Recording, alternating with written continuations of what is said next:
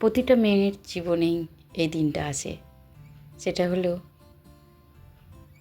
বিয়ের পরের দিন, বাবার বাড়ি থেকে শ্বশুর বাড়ি যাওয়ার প্রথম দিন। একমাত্র যার বিয়ে হয় সেই মুহূর্তে সেই এই ফিলিংসটা কিন্তু উপলব্ধি করতে পারে যে মুহূর্তটা আসলে কতটা কষ্টের। একদিকে যেমন একটা খুশি থাকে নতুন সংসার পাওয়ার, স্বামীকে পাওয়ার, তেমনি বাবা মাকে ছেড়ে যাওয়ার দুঃখটাও থাকে। শুধু বাবা মা কেন, বাবা মার সাথে জড়িত সব কাছের মানুষ, ভাই বোন, দাদু ঠাকুমা, কাকা কাকিমা, দাদা বৌদি, যারাই থাকুক না কেন, মাসি পিসি দিদি, সমস্ত আপনজন সবাইকে ছেড়ে যাওয়ার কষ্টটা কিন্তু খুবই বেদনাদায়ক। তবু এটাই নিয়ম, এই নিয়মটা মেনেই এতদিন সবাই চলে এসেছে আর আগামী দিনেও চলে আসবে। তবে এখন পরিস্থিতি অনেকটাই বদলেছে। এখন তো অতটাও মনে হয় না যে মেয়েরা নিজের বাবা মাকে ছেড়ে শ্বশুরবাড়ি যাওয়ার সময় অতটাও কষ্ট পায়। এখন কিন্তু আগের থেকে পরিস্থিতি অনেকটাই সহজ হয়ে গেছে। দেখাশোনা করে বিয়ে হলেও এখন দুটো বাড়ির মধ্যে আগে থাকতেই, বিয়ের আগে থাকতেই একটা আত্মীয়তা শুরু হয়ে যায়। ছেলের সাথে মেয়ের একটা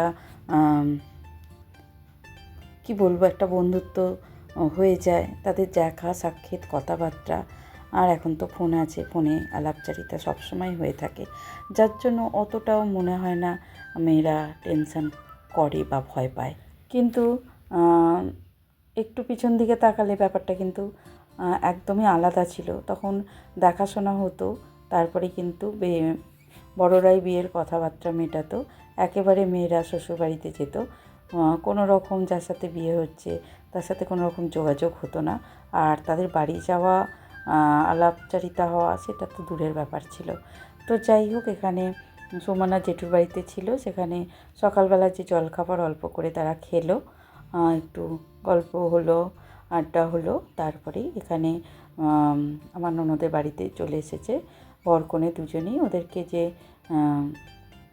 নিয়মগুলো আছে সেগুলো করা হচ্ছে। নিয়ম বলতে শুধু বড়রা আশীর্বাদই করবে, এটাই হচ্ছে নিয়ম। কারণ মেয়ে বাপের বাড়ি থেকে শ্বশুরবাড়ি যাওয়ার সময় বড়দের আশীর্বাদটা তো খুবই প্রয়োজন। যার জন্যে কিন্তু এত আয়োজন, এত অনুষ্ঠান করে, এত নিয়ম মেনে বিয়ে হয়, যাতে নবদম্পতি সুখে থাকে আর তাদের আগামী জীবন খুবই সুখের হয়। মেয়েদের জীবন ভারী অদ্ভুত, তাই না? এক জায়গায় মানুষ হবে, আবার অন্য জায়গায় গিয়ে সংসার পাততে হবে। যেখানে এত আদর আবদার করে সময় কেটে যেত, সেখানে অন্যদের আবদার গিয়ে রাখতে হবে, পূরণ করতে হবে। কতটা মানিয়ে চলতে হবে, কতটা নিজেকে বিলীন করতে হবে। খুবই কঠিন সময় কিন্তু এটা। হয়তো অনেকের কাছে সহজ হয়ে যায়, কিন্তু অনেকের কাছে কিন্তু এটা খুব সহজ হয় না। বাবা মাকে ছেড়ে যাওয়ার, নিজের জন্মস্থানকে ছেড়ে যাওয়ার কষ্টটা তো আছেই। হয়তো অনেকে প্রকাশ করতে পারে, অনেকে প্রকাশ করতে পারে না, কিন্তু বুকের ভিতর তোলপাড় হয় এই সময়। তবে হ্যাঁ, এ কথা মানতে হবে, ভগবান কিন্তু মেয়েদের এক্সট্রা একটা পাওয়ার দিয়েই পাঠায়। সেটা হচ্ছে সহ্য ক্ষমতা, মানিয়ে নেওয়ার ক্ষমতা। তাই তো মেয়েরা নিজের আপনজনকে ছেড়ে অন্য একটা বাড়িতে গিয়ে অন্য মানুষগুলোকে আপন করে নিতে পারে, তাদের সুখ দুঃখকে নিজের করে নিতে পারে। সত্যি ভাবলে অবাক লাগে, আমাদের মেয়েদের মধ্যে এই শক্তিটা ভগবান দিয়েছে বলেই আমরা কিন্তু খুব সহজে অপর মানুষগুলোকে, অচেনা অজানা মানুষগুলোকে আপন করে নিতে পারি। তো যাই হোক, চাইব সুমনার আগামী জীবন খুব সুখের হোক, ভালো থাকুক, সুখে থাকুক। প্রতিটা বাবা মাই চায় তার সন্তান সুখে থাকবে, তাই তো এত কষ্ট করে হলেও তার বিয়ের আয়োজন করে সুন্দর করে।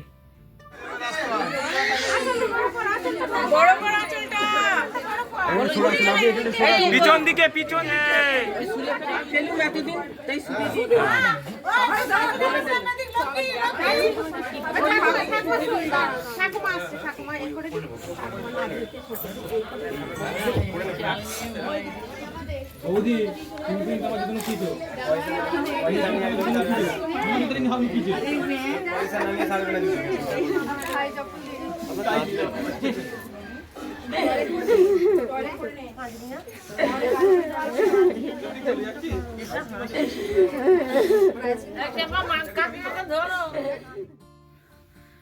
বন্ধুরা, আজকে তো তোমাদের সাথে শুরু করা হয়নি, তো চলো মধ্যখান থেকে আজকে শুরুটা করি।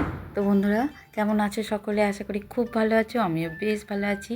আমার সিএস ফ্যামিলি আরও একটি নতুন ব্লগে তোমাদেরকে অনেক অনেক অনেক স্বাগত জানাই। তো বন্ধুরা, দেখতেই পাচ্ছ গত দুদিন ধরে আমি আমার ননদের মেয়ের মানে আমাদের সুমনার বিয়ের ব্লগ শেয়ার করছি। আজ তার বিদায় পর্ব। তো তোমরা পুরো ভিডিওটা স্কিপ না করে দেখো, আশা করছি ভালো লাগবে।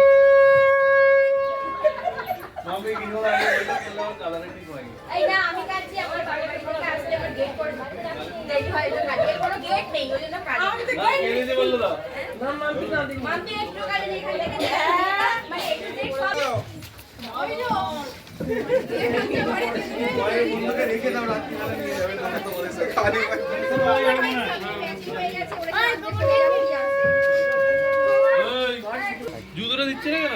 নার্ভাস ভীষণ। জুতোটা দিয়ে দিতে হয়ে যাবে। বিল পাস হয়ে গেছে তো, আবার বিল পাস যখন হয়ে গেছে দিয়ে দে জুতো। হ্যাঁ দিদি ছিল 11:10 এত টাকা দিলে জুতো কিনতে হবে। সবাই তো যাওয়ার দরকার নেই, তাড়াতাড়ি গিয়ে তাড়াতাড়ি চলে আসবে। সামনে গেলে ভালো হতো, সামনে গেলে ভালো হতো। ওই গাড়ি থেকে নেবেই তখন করে নেবে রক্ষমায়ের কাছে আর এইটা করে গাড়িতে উঠে পড়বে। তারপর রক্ষমায়ের কাছে যাবো, এখন আমরা যাবো, আসছি বলতে হবে না। কখন থেকে আমি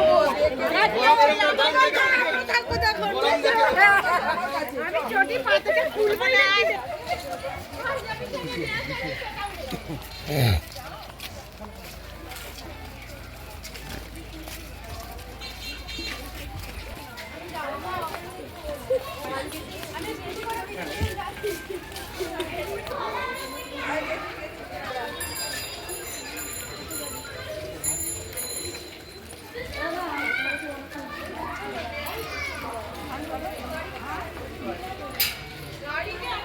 হ্যালো গাইস, সব ইংরেজি শিখে গেছে।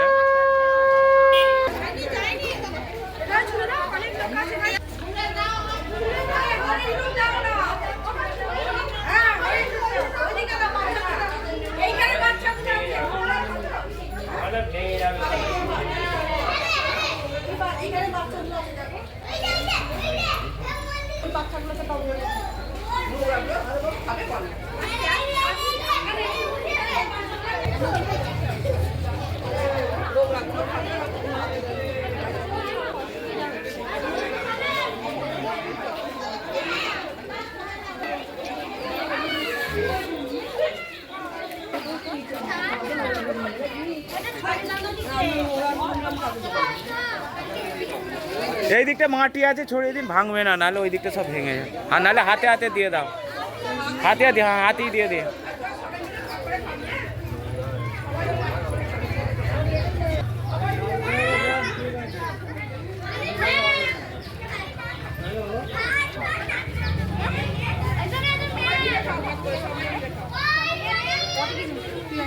ওইখানে বাচ্চাগুলোকে দাও, ওইখানে দাও।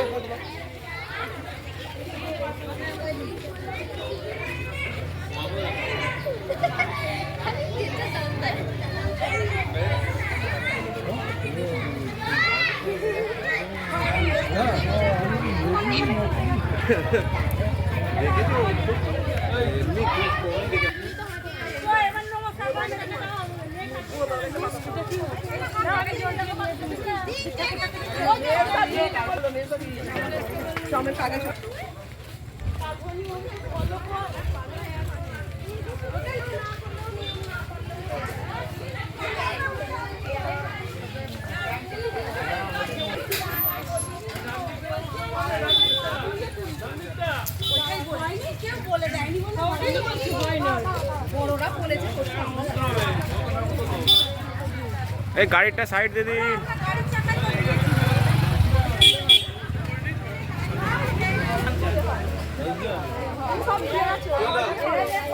নমস্কারটা তো করবি বন্ধু দা। হ্যাঁ নমস্কারটা আগে করে না, সকাল তো মুজবে ধেবড়ে যাবে। বুঝলেই বেকার হয়ে যাবে, এতটা জার্নি বেকার কিছু।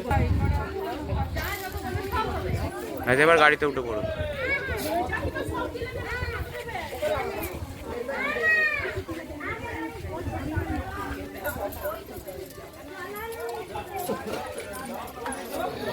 নামলে উঠে পড়বে।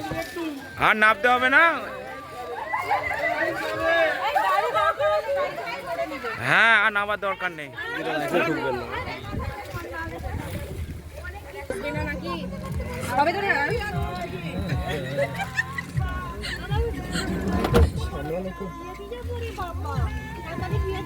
এরপর থেকে এবার জিন্সের প্যান্ট পরে হবে।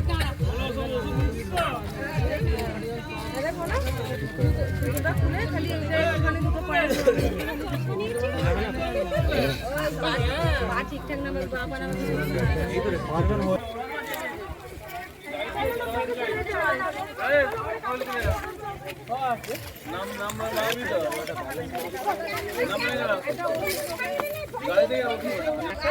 হবে না, তোটা যাবে গাড়িতে জল দিয়ে বলছে কেন দাদা তো ডাবের জল খেতে পারছিল কালকে কেন ওখানে ডাবের জল খেলা আছে চুপ করো ডাবের জল পরে খাবে আগে এখন যদি খুলে দিলা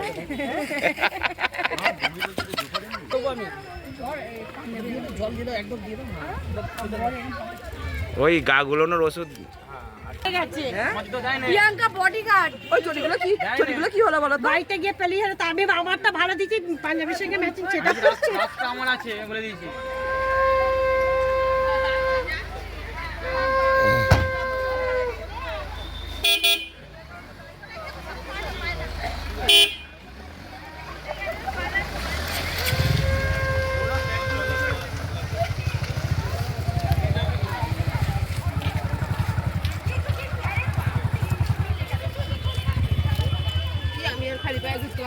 তো আমাদের মেয়ে তো শ্বশুরবাড়ি চলে গেল, আমরা আবার নিজেদের ছন্দে ফিরে এসেছি।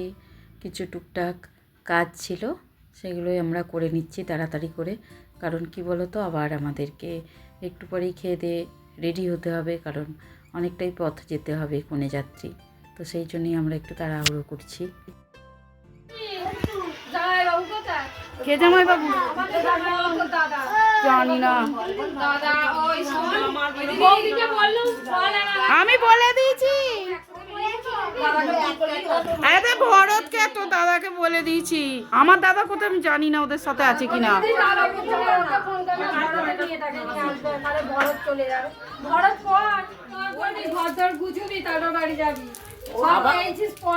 আবার রান্না করবি বলছে। ভাগ তুই, আমি বাড়ি গিয়ে রান্না করে খাবো। ভাগ তুই আমার বাড়িতে যাবি, আমি তোকে খাইয়ে দেবো রান্না করে। এদিকে মামি বলছে আমি এক সপ্তাহ যাবো সব করে দেবো। আমি মোটেও বলিনি সব করে দেবো। ওই জামাই বাবু মিথ্যে বলেছে, আমি করতে পারি না ভাই, আমি ওটা অ্যানাউন্স করিনি। আমি বলেছি যাবো। বন্ধুরা কাজের ফাঁকে ফাঁকে একটু আমরা মজা করেও নিলাম। তারপরে দেখো এখানে লাঞ্চ করতে চলে এসেছি, আর দাদাদের বাড়িতেই মানে জেঠুদের সুমনা জেঠুদের বাড়িতেই আর কি খাওয়া দাওয়াটা হচ্ছিল। তো সিম্পলি ছিল দুপুরের লাঞ্চ, কারণ একটু পরেই সবাই মিলে আবার রেডি হয়ে বেরোতে হবে অনেক দূরের পথ।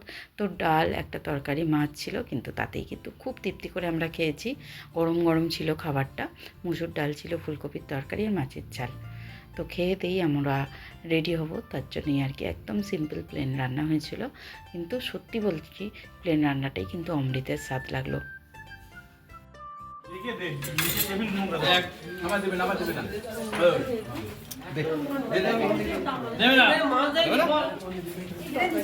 সিধু এদিকে চলে আসবে, হ্যাঁ এই ঘরে বসে পড়বে।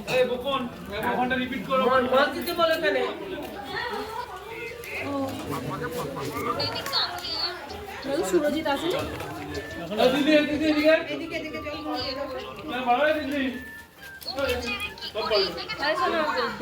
বন্ধুরা তোমরা মেনুটা একবার দেখেই নাও, কিছু নয়, তবু ভাবলাম তোমাদের সাথে শেয়ার করে নিই।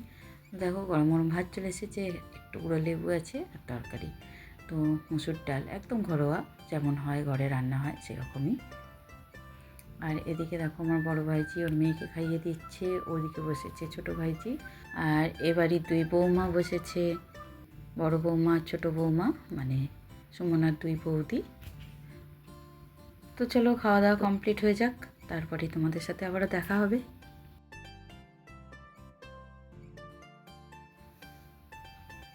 তো বন্ধুরা সন্ধে হয়ে গেছে, দেখো এখানে সেজে গুজে রেডি হয়ে গেছি। আমি যাব আমার ছোট ভাইজির গাড়িতে। আমি, আমার ছোট ভাইজি, বড় ভাইজি, দুই জামাই, দুই নাতনি, আর আছে আমার ছোট ভাইজির শাশুড়ি।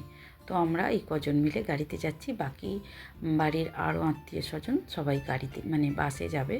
তো বাসে যাওয়ারও ইচ্ছা ছিল, সবাই বলছিল।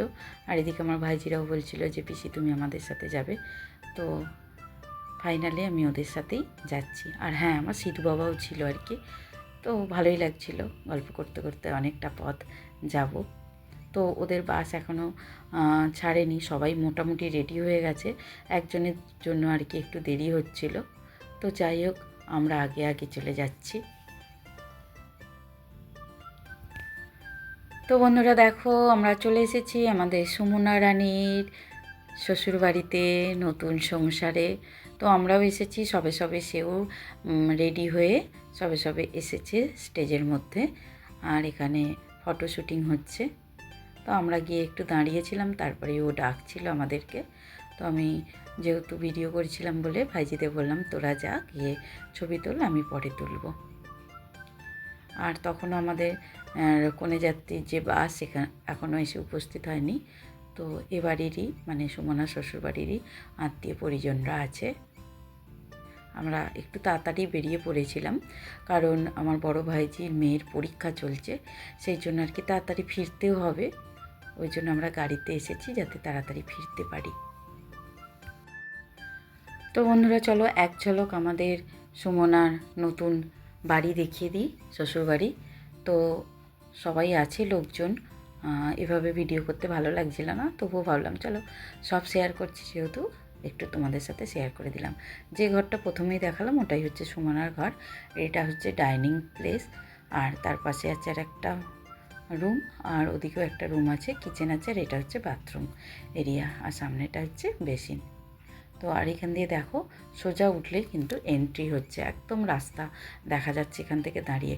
ওদের এদিকটায় আর কি বন্যার সময় জল টল উঠে যাওয়ার ব্যাপার থাকে, সেই জন্য মনে হয় একটু উঁচু করা আছে আর কি, তবে একটু অন্যরকম সুন্দর লাগছিল। আর এটা দেখো বাইরে থেকে যেখানে সবাই দাঁড়িয়ে আছে ওটা হচ্ছে বাড়ির এন্ট্রি গেট, যেটা তোমাদেরকে ভিতর থেকে দেখালাম, সোজা দেখা যাচ্ছে। আর এটা হচ্ছে একদম মেন রোডের উপরে, সামনেটা হচ্ছে রোড আর পিছন দিকে হচ্ছে মাঠ। খুব সুন্দর একটা জায়গা, আমাদের সবারই খুব ভালো লেগেছে, একটা বেশ ভালো লাগার মতোই ব্যাপার আছে। তো যাই হোক, আর এদিকে হচ্ছে বাড়ির ওই সাইডের দিক যেখানে আর কি খাওয়া দাওয়ার ব্যবস্থা চলছে, ওখানেই পকোড়া, কফি, ফুচকা, আর এই সাইডে এক সাইডে প্যান্ডেল হয়েছে। তো অনেকেই লোকজন ওরা নিমন্ত্রণ করেছে, সেই হিসাবে দেখতে গেলে প্যান্ডেলটা খুব একটা বড় হয়নি, যার জন্য আমাদেরকে 2-3 বার প্যান্ডেলে দাঁড়াতে হয়েছে, ফিরে আসতে হয়েছে। তো যাই হোক, আমরা ওদিকে একটু ভাবলাম কফি এনজয় করে নিই। কফি খেয়ে পকোড়া খেয়ে তারপর কিছুক্ষণ পরেই আমরা দাঁড়িয়ে পড়েছিলাম। না দাঁড়ালে কী হবে বলো তো, খেতে লেট হয়ে যাবে। তাও আমরা তাড়াতাড়ি দাঁড়িয়েও অনেকটা আমাদের দেরি হয়ে গেছে, 2-3 বার করে আমাদের লাইনে দাঁড়াতে হয়েছে, এতটাই ভিড় ছিল। তবুও কনে যাত্রীর তখনও বাস আসেনি। তো যাই হোক, এখানে কফিটা খেয়ে নিয়েই কিছুক্ষণ পরেই আমরা ডিনারটা করে নেব। তো ডিনারের মেনু আর তোমাদের সাথে শেয়ার করছি না। তো চিকেন, মাটন সবই হয়েছিল, যতদূর মনে পড়ছে, আমি মেনু কার্ডটা হারিয়ে ফেলেছি। তো যাই হোক, এখানে নান ছিল, তরকা ছিল মাটন দিয়ে আর কি, তরকা ছিল, ফ্রায়েড রাইসের সাথে ছিল চিলি চিকেন, আর প্লেন রাইসের সাথে ছিল মটন, আর বাকি যেমন সব কিছু থাকে।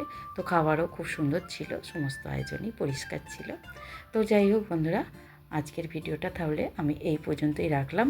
প্লিজ বন্ধুরা ভালো লাগলে একটা লাইক অন্তত করে যেও, আর কমেন্ট করে জানিও কেমন লাগলো। আর যারা চ্যানেলে নতুন এসেছো প্লিজ প্লিজ বন্ধুরা চ্যানেলটা সাবস্ক্রাইব করে থেকে যেও আমার পাশে।